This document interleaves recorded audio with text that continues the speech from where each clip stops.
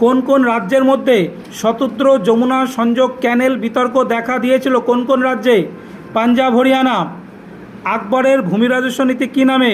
টোডরমলের রাজস্ব ব্যবস্থা, দহশালা বন্দোবস্ত ব্যবস্থা বা যাবতী প্রথা? এগুলো সবই আকবরের ভূমি রাজস্ব প্রথা। তাহলে এগুলোর সবকটি।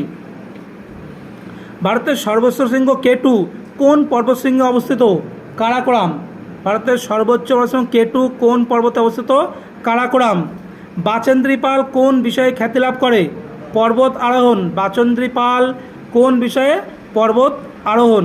মাওবাদী অভ্যুত্থান হয়েছিল কোন দেশে? নেপাল। ভারতের জাতীয় প্রতীকে লেখা আছে সত্যমেব জয়তে, এটি কোথা থেকে নেওয়া হয়েছে? মুন্ডক উপনিষদ।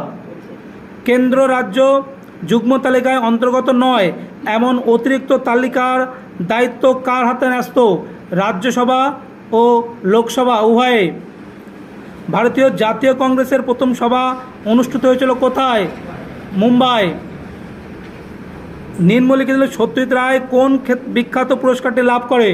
দাদাসাহেব ফালকে এবং অস্কার দুটোই লাভ করে। দাদাসাহেব ফালকে এবং অস্কার দুটোই লাভ করে। ভারতের রিজার্ভ ব্যাংক কবে প্রতিষ্ঠিত হয়? 1935। ভারতের রিজার্ভ ব্যাংক কবে প্রতিষ্ঠিত হয়? 1935। নীলগিরি পর্বতের সর্বোচ্চ শৃঙ্গ কোনটি? দোদাবেতা।